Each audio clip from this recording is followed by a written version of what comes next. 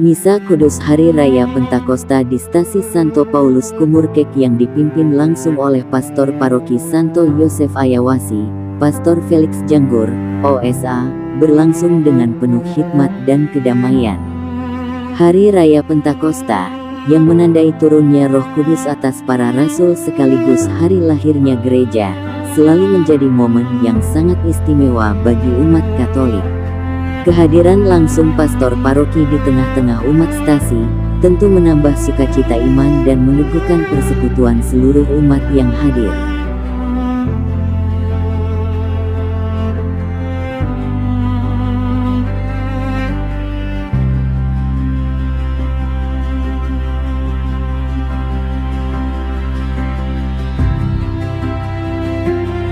Berkenan dengan peristiwa pada hari ini yang kita rayakan, yaitu pencurahan Roh Kudus atas para rasul. Perayaan ini sekaligus mengakhiri lingkaran Paskah dalam liturgi gereja. Peristiwa turunnya Roh Kudus diceritakan dengan jelas dalam kisah para rasul yang telah kita dengar bersama.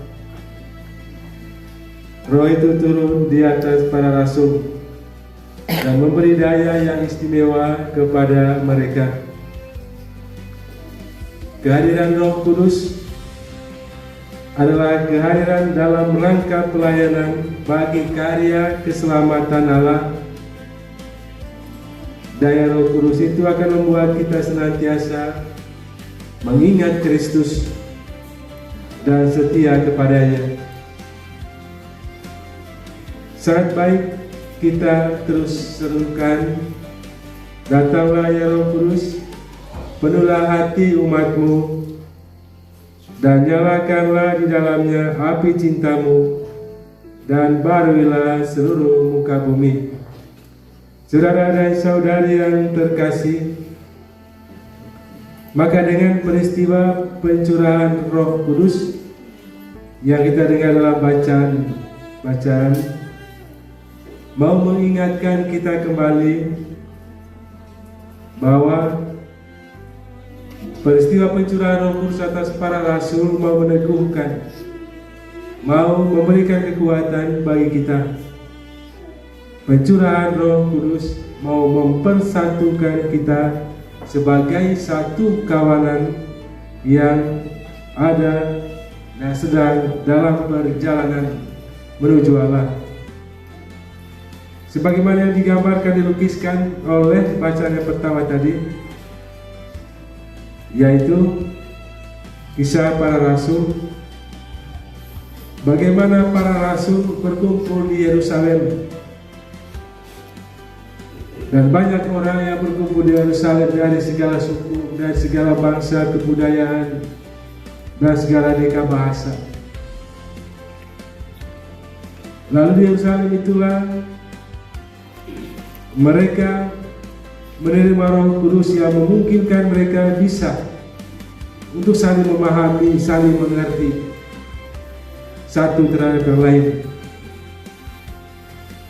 Yerusalem itulah yang memungkinkan mereka mampu untuk membangun persekutuan hidup sehati dan sejiwa di dalam Allah.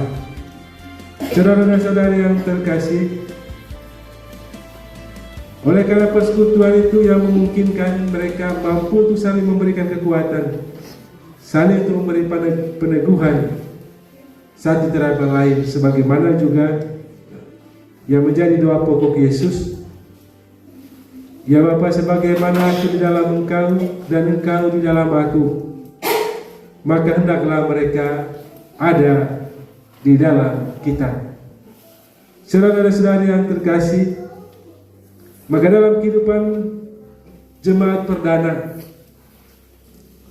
bahwa mereka saling satu terhadap yang lain, saling membagi karisma-karisma, saling membagi kelebihan, kekuatan satu sama lain untuk saling meneguhkan, saling menguatkan. Dalam cara jemaat hidup pertama, mereka selalu duduk bersama untuk berdoa dan bersyukur. Maka buah dari peristiwa pencurahan Roh Kudus atas para rasul, atas kita semua, supaya mengajak kita untuk terus selalu ada dalam kebersamaan sebagai pengikut Kristus.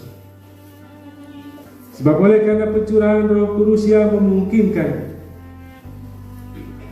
bahwa kita mengakui Yesus itu adalah Tuhan. Saudara-saudara yang terkasih, oleh karena persatuan yang memungkinkan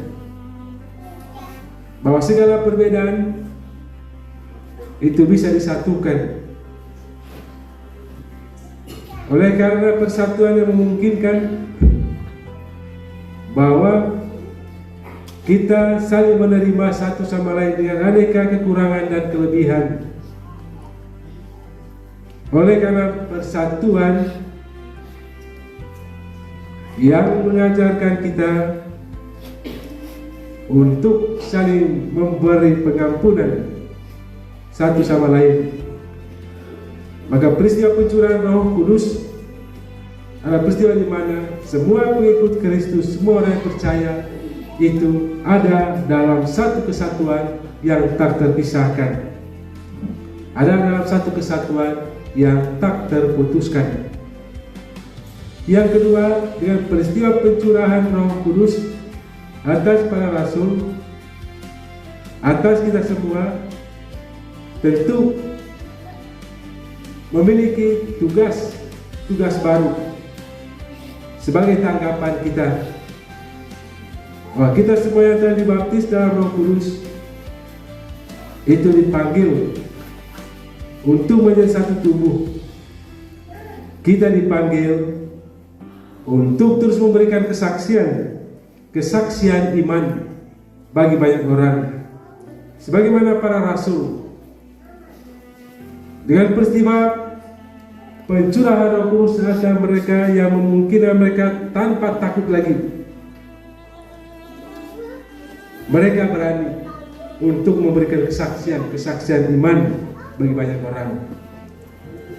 Kita Tanah Papua ini kemarin merayakan merayakan 132 tahun misi Katolik di Tanah Papua ini.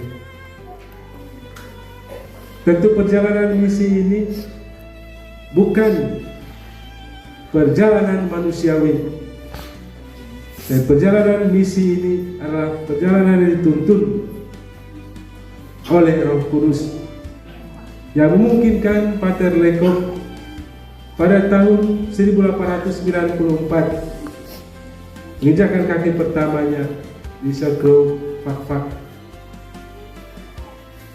Disitulah yang menanamkan nilai-nilai iman. Oleh karena kesaksiannya, oleh karena pewartaannya,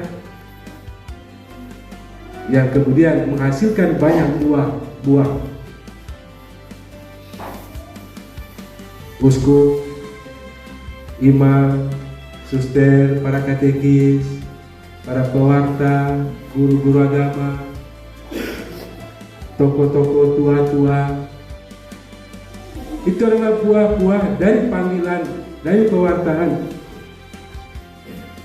yang telah dilakukan. Tentu pewartaan itu oleh karena tuntunan Roh Kudus, bukan karya manusia. Saudara-saudari yang terkasih,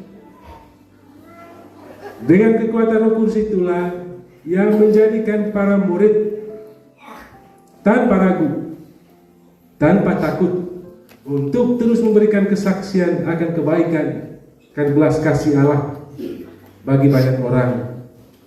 Maka tugas dan panggilan kita pun juga sama, oleh karena baptisan kita. Kalau kita dipanggil dengan cara kita masing-masing untuk tanpa ragu memberikan kesaksian iman bagi banyak orang. Bapak Ibu, saudara-saudari yang terkasih, tentu dalam memberikan kesaksian, bagaimana juga dialami oleh para rasul, ada banyak tantangan dan kesulitan. Tadi alami Pater Lektol pada tahun 1894, bagaimana yang mengarungi gelombang laut yang dahsyat, bagaimana dari gunung lembah untuk berjalan memberikan kesaksian, mewartakan tentang Tuhan. Tentu kalau kita merenungkan perjalanan dalam pewartaan itu, kalau mengandalkan kekuatan manusia, ya mungkin tak mampu menghadapi berbagai macam tantangan kesulitan itu. Tetapi oleh karena kekuatan Roh Kudus yang menjadikan mereka tanpa ragu, mereka mampu menyesuaikan diri dengan medan yang begitu sulit. Mereka mampu menyesuaikan diri dengan siapapun yang mereka temui, yang mereka jumpai. Dan oleh karena kekuatan Roh Kudus yang kemudian bahwa pewartaan mereka mampu diterima, mampu ditanggapi, mampu juga untuk menyatakan bahwa mereka juga menjadi pengikut Kristus. Mari saudara-saudara yang terkasih, maka dengan peristiwa pencurahan Roh Kudus atas para rasul mau mengingatkan kita agar kita terus mampu menghayati akan karya-karya Allah dalam diri kita, dalam hidup kita. Karya-karya Allah yang telah bekerja dalam diri kita, memacu kita, memberi semangat, memberi kekuatan bagi kita dalam melaksanakan seluruh tugas dan perutusan kita, yaitu melaksanakan misi Allah bagi banyak orang dengan cara kita masing-masing.